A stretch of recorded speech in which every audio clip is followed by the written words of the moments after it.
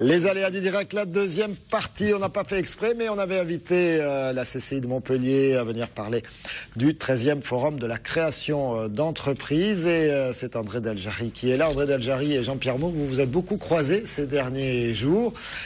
Question simple, André Deljarry, au nom des entreprises que vous représentez, est-ce que vous êtes satisfait de la sortie de cette situation proposée, préconisée par Jean-Pierre Mouk? De toute manière, déjà bonsoir, et vous dire que la réactivité dans laquelle, sur 10 jours, la problématique a pu être traitée, ne peut que donner satisfaction à la totalité des chefs d'entreprise. Je me suis permis, pendant toute cette période-là, premièrement, alerter le président Moore, qui nous a répondu immédiatement, et nous a reçus immédiatement au niveau des consulaires, que ce soit le président de la Chambre des métiers, Claude Lopez, ou moi-même. On a travaillé ensemble sur des dispositifs, comment on pouvait traiter cette problématique, parce que tout le monde, vous l'avez dit tout à l'heure dans le reportage, les problématiques de coefficients, qu'on ne pouvait pas connaître la façon dont on allait avoir la somme qui allait sortir sur le rôle. Effectivement, donc une fois que la problématique a été mise en place, il fallait trouver des solutions.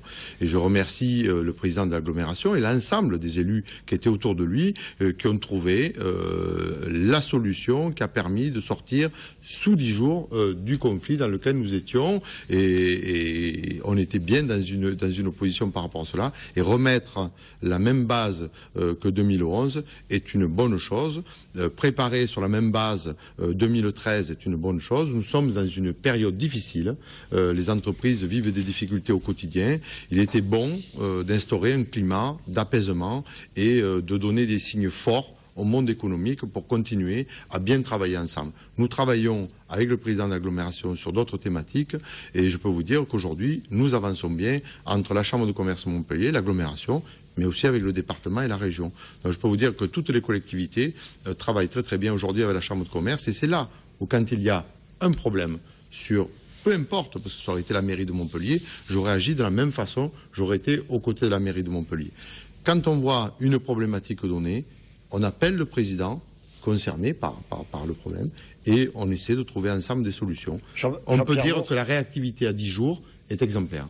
Jean-Pierre Mouk, ça a été facile de parler, d'échanger avec la Chambre de commerce et industrie? Ah, tout à fait, parce que je considère que ça fait partie des relations normales, s'agissant du monde économique, que de parler avec ses représentants. Moi, dès que j'ai été alerté, c'est-à-dire le jeudi de la semaine précédente, le vendredi matin, nous avions la réunion avec Chambre de commerce, Chambre des métiers, enfin l'ensemble des représentants du monde économique.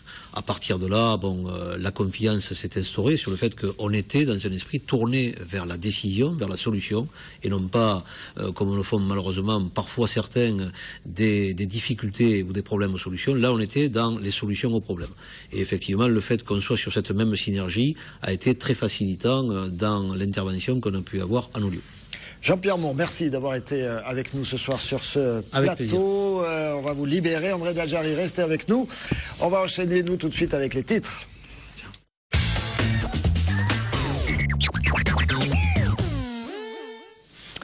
Marlène, vous allez parler de fêtes votives. Oui, les fêtes votives visées par le préfet du Gard, Hugues Bouzy. Je veux réduire le nombre de jours de fêtes dans le département. Selon lui, ces fêtes entraînent trop de dérapages et mobilisent donc trop de gendarmes.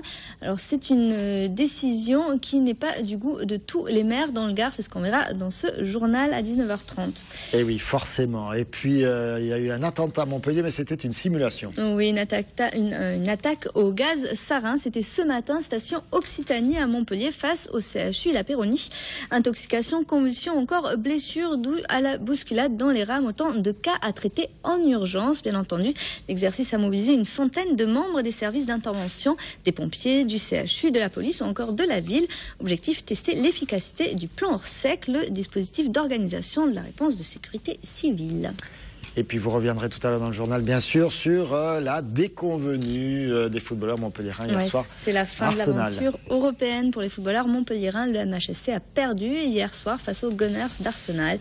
Défaite 2-0 qui clôt le chapitre de la Ligue des Champions pour Montpellier. Ah, il faudra sauver l'honneur en battant les Allemands de Schalke 04 quand même. Hein.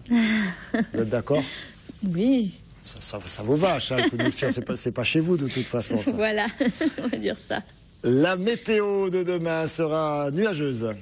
Alors ça ne s'arrange pas en effet, le temps reste couvert demain sur toute la région. Ça s'arrange sur l'extrême sud-est en revanche. Il fait toujours frais le matin et dans l'après-midi, les températures ne dépasseront guère les 15 degrés. Merci Marlène. À tout à l'heure. Le journal complet de la rédaction, c'est à 19h30, bien sûr, comme chacun sait. Et n'oubliez pas non plus le rendez-vous du 22 minuit avec l'ensemble de l'actualité du Sud, national, international, etc. C'est plus tard dans la soirée. Tout de suite, on revient à l'économie. Youth, le premier service internet de dématérialisation de factures, vous présente l'économie.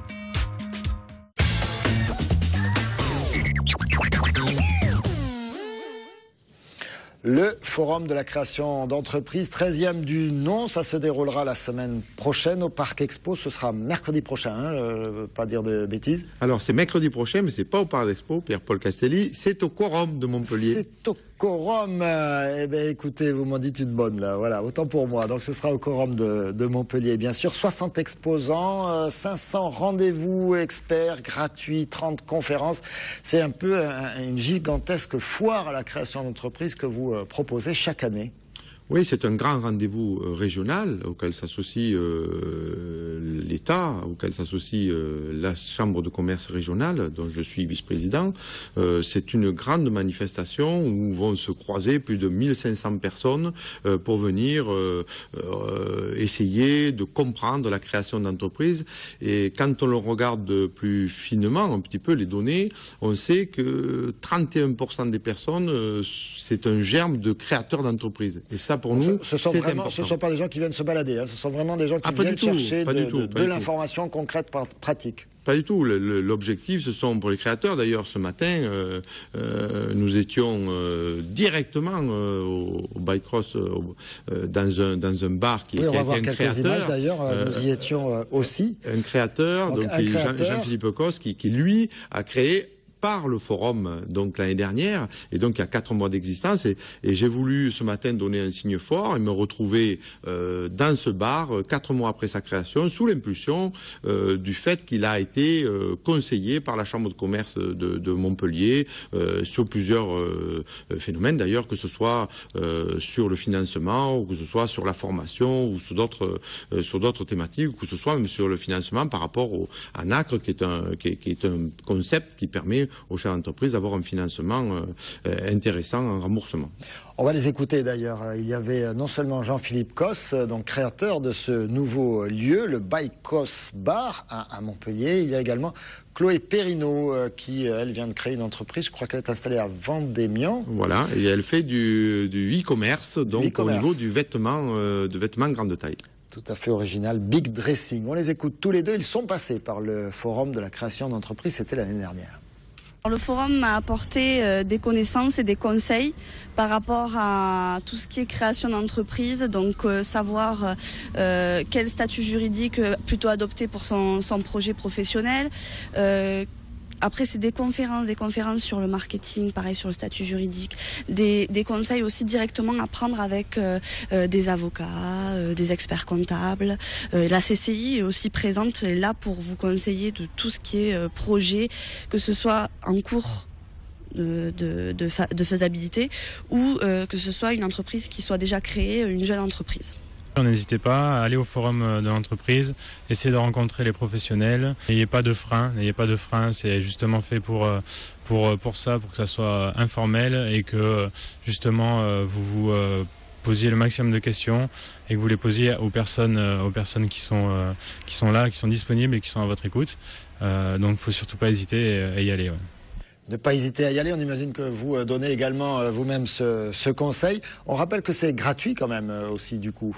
Complètement. Nous avons 14 partenaires d'ailleurs qui financent cette grande journée, et avec les tables rondes, ça permet d'avoir une vision sur le financement, d'avoir des rendez-vous avec des experts comptables, avec des juristes sur le montage d'une entreprise, comment on le fait, comment on peut les formations aussi qui sont importantes. Donc tous ces rendez-vous montrent et démontrent, les deux personnes qui viennent de parler où nous étions ce matin prouvent bien que c'est par là qu'il faut passer pour être encore plus serein dans la création et dans la gestion de son tableau de bord, dans son chiffre d'affaires.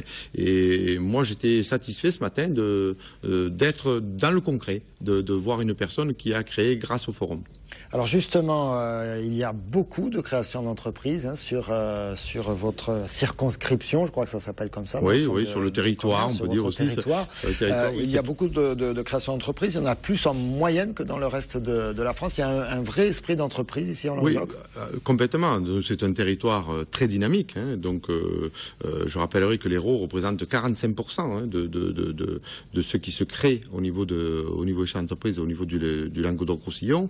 Donc, on est dans l'Hérault, une terre très dynamique au travers des créations d'entreprises. L'auto-entrepreneur aussi, alors là, régionalement, quand on regarde les chiffres régionalement, au niveau des auto-entrepreneurs, donc c'est une personne qui crée seule son entreprise, c'est 16 000 auto-entrepreneurs régionalement pour 14 000 créations d'entreprises sur l'année. Donc on voit bien que l'auto-entrepreneur, et c'est là où d'ailleurs avec Thierry Ducrot, qui est président de la commission, on demande d'ailleurs au gouvernement que celui-ci soit encadré d'auto-entrepreneur sur 2 ans et qu'après celui-ci passe une entreprise pour qu'on ne soit pas d'ailleurs dans un système déloyal au travers d'une entreprise par rapport à l'autre. Aider la création d'entreprise au travers d'auto-entrepreneurs, mais ensuite essayer de le rentrer dans les rangs de l'entreprise classique dans un temps assez court, et il faut impérativement que le législateur le mette à 2 ans. Autre remarque formulée ce matin lors de la présentation sur la formation. Il semble que, hormis des journées comme celle-là, beaucoup des créateurs d'entreprises ont beaucoup de carences en matière de formation à ce métier qui n'en est pas vraiment un, chef d'entreprise, et qui en même temps en embrasse énormément. Oui, je disais ce matin au forum, quand on était dans cette entreprise, je disais qu'un chef d'entreprise, dès qu'il est passé dans le statut chef d'entreprise, il doit tout savoir.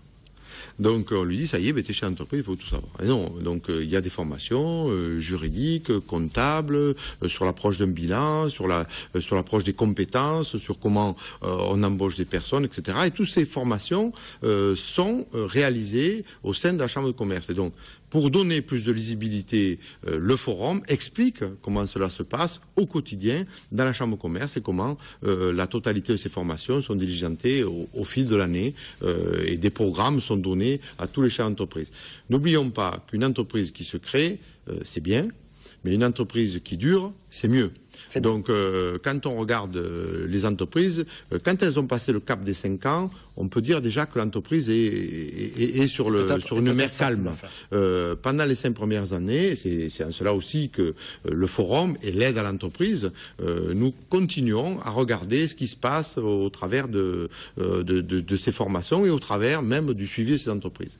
Restez avec nous, André Dajari va marquer une deuxième courte pause. On va revenir pour parler tourisme et zone d'activité. Vous allez voir, à tout de suite.